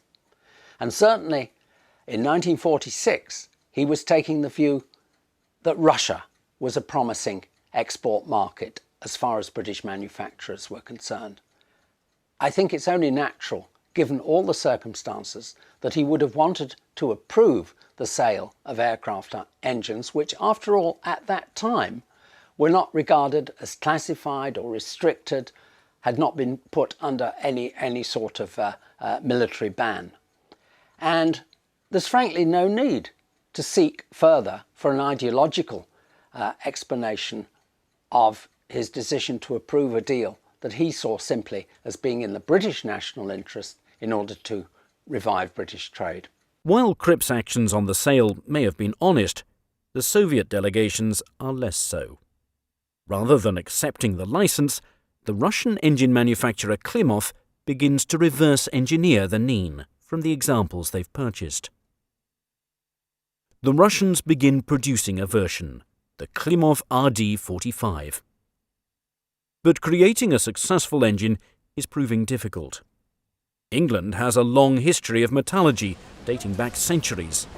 Small forges all over the British Isles have developed techniques to create strong metals from ores and minerals found throughout the empire that are perfect at handling the high stresses and heat associated with the power of a jet engine. Russian metallurgy is not nearly as advanced, and they find this one of their main stumbling blocks in duplicating the engine. The Nien can run 500 hours between overhauls, but the Klimov copy doesn't last more than 100. They increase the size of the combustion chambers and turbine and refine the alloys used to create the engine. This new model is known as the Klimov VK1. With the engine ready, they can now finalize designs. In April of 1947, the Council of Ministers issue a decree ordering Mikoyan-Gurevich to build 2 prototypes of a new jet fighter, one that will put the Soviet Union ahead of the field in aircraft design. The Boeing B-29 has been America's frontline bomber since the final year of World War II. It's a revolutionary leap ahead of other aircraft, with its pressurized cabin and computer-assisted gun turrets. And now that the United States has the atomic bomb, the Soviet Union needs the future capabilities to defend against a bomber entering their territory with one of these tremendous weapons. The Council of Ministers wants an interceptor for just such a situation. Mikoyan-Gurevich looks back at their earlier aircraft to see any lessons they can learn. Their experimental canard plane, the MiG-8, had swept wings, a feature that they're interested in exploring further. Some captured German designs, like the TA-183 Hookebein, had swept wings implemented as well. Their latest jet, the MiG-9, has been promising, and they used this as the base to build from. Its engine troubles have been solved with the Klimov engine in place of the BMW power plant. It will also receive newly designed wings, swept back at an angle of 35 degrees. After some additional refinements, this new creation, the MiG-15, has a top speed of over 650 miles per hour. Though early production aircraft have a tendency to roll, these problems are lessened by adding aerodynamic trimmers near the ailerons and rudder. It's also recommended that pilots stay below Mach 0.9 to lessen any other stability problems. Test combat trials are conducted with a captured B-29 as well as the Soviet copy, the Tu-4. To shoot down the Superfortress, the MiG-15 is armed with 2 23mm cannons and a single 37mm cannon.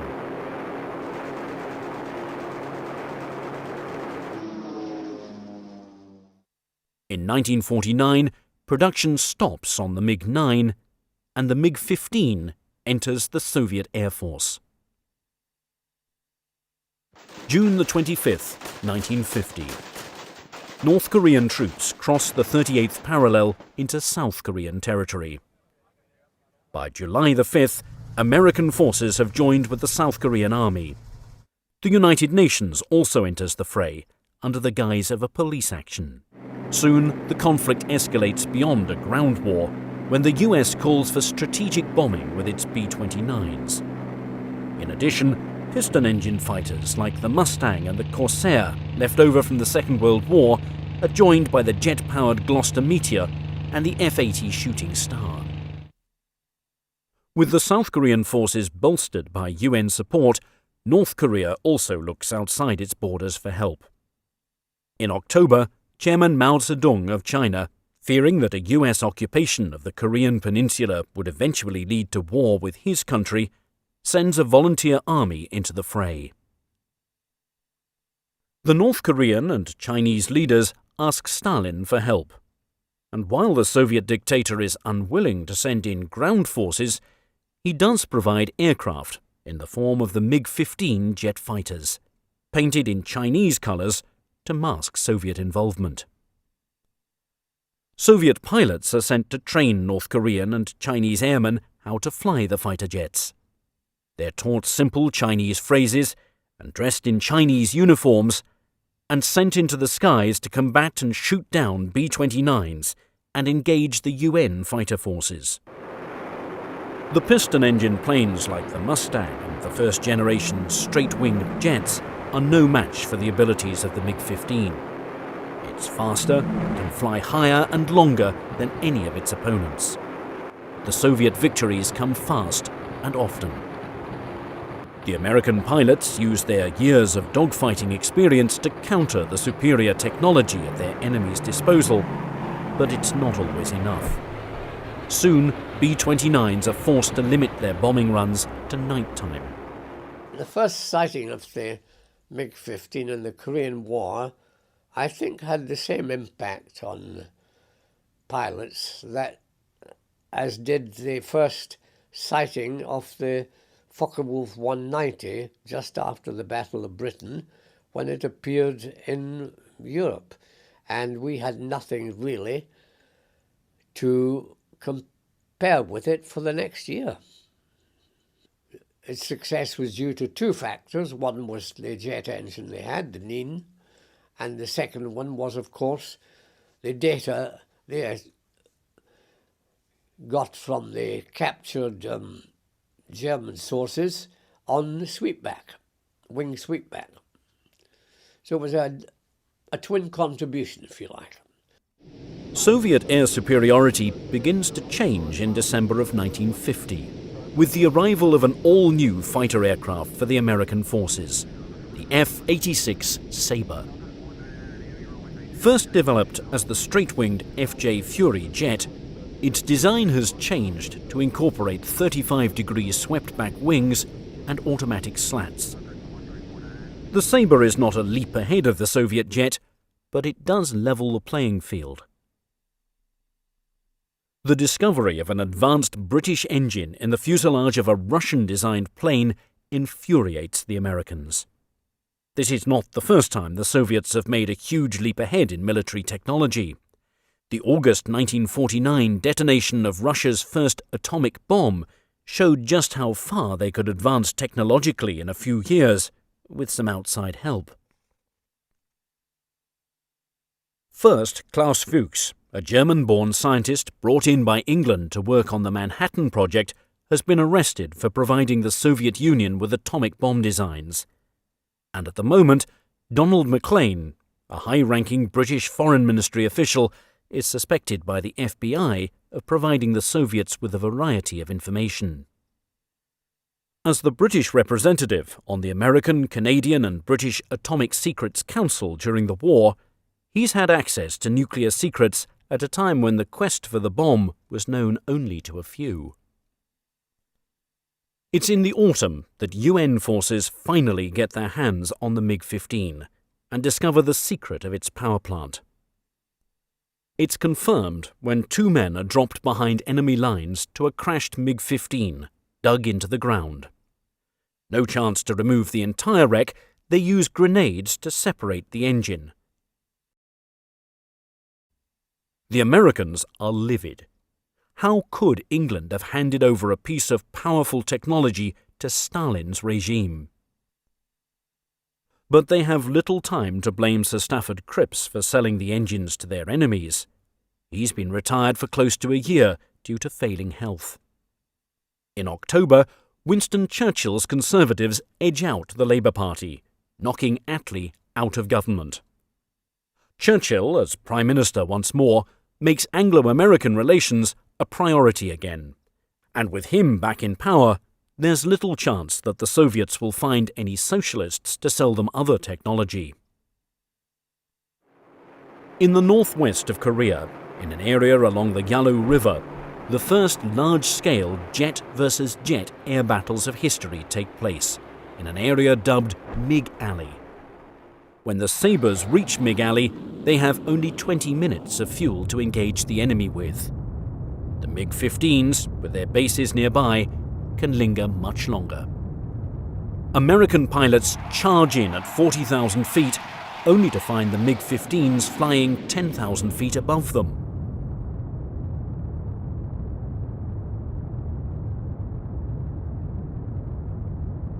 The MiGs hide in the sun's glare, then swoop in as a formation of Sabres are on patrol. The Russian fighter does have its share of weaknesses. The cannons it's equipped with, while powerful, have a low rate of fire compared to the Sabre's guns. It also has poor stalling characteristics. A Sabre pilot can force a MiG-15 into a dive that becomes a spin that cannot be recovered from. The combat experience of the United Nations pilots ultimately trumps the sophistication of the Soviet plane. By war's end, the UN forces have shot down 900 enemy aircraft, almost 800 of which are MiG-15s. But the aircraft has proven that the Soviets can use a blend of ingenuity and craftiness to match the West's innovation. Between the USSR, Czechoslovakia, Poland and China, over 16,000 MiG-15s are produced. In 1958, Rolls-Royce Deputy Chairman Whitney Straight is touring a factory in China when he sees an engine curiously similar to the Neen. Discovering that its origins lie in the reverse engineering of the Neen, he attempts to collect payment for the almost 50,000 engines that Klimov made by taking and adapting the design and licensing it to other countries for the MiG-15 and later aircraft.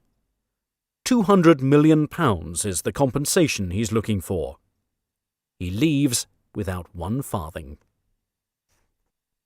The man whose decision led to the jet engine being copied is long since gone. Sir Stafford Crips dies in April of 1952 in the midst of the Korean War. And while he's remembered mainly for his contributions to Britain's war effort and the post-war cultural shift, he will forever be tied to the MiG-15 by that one decision. Crips has always been, to a large extent, the prisoner of his own reputation, but it was a reputation that shifted over time. In the 1930s, his own high principles led him to take a very extreme political position on the far left of the political spectrum, arguing that only full-blooded socialism or even communism could offer an answer to the economic problems of the day. By the 1940s, Crips's position is quite different from what it had been 10 years previously. It took people, quite naturally, some time to catch up with the rather rapid evolution through which he'd gone. An evolution which is often overshadowed in aviation circles by this gift to Russia. A decision that may have been motivated by all the right reasons, but strengthens the might of the Soviet military for years to come.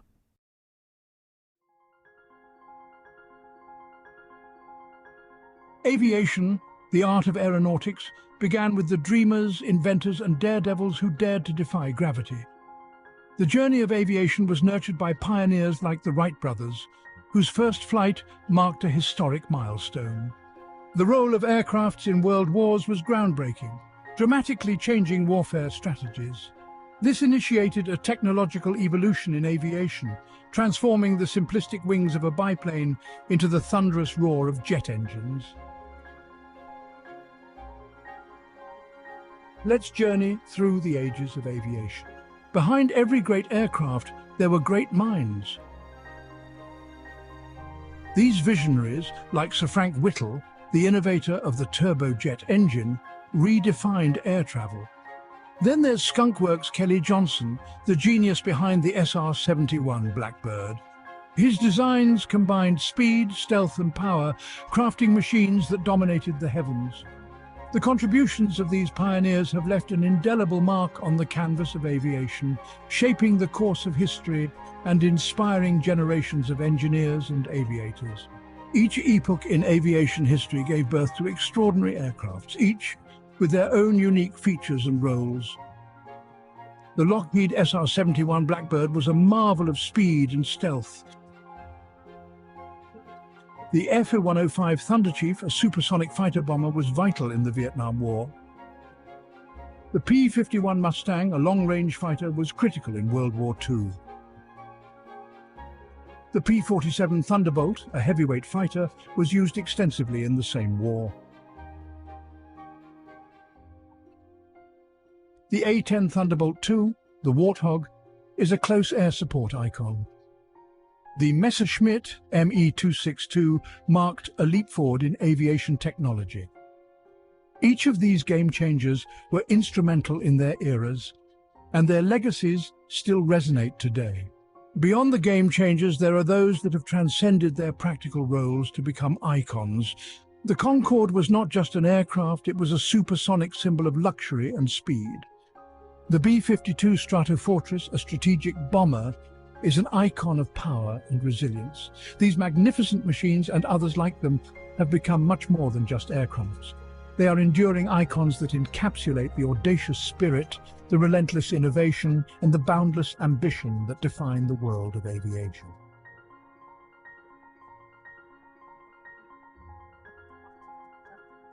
For more amazing aerial footage, and to join us in this incredible journey, check out the DroneScapes YouTube channel. If you enjoyed this video, please remember to like and subscribe. And as always, thank you for watching.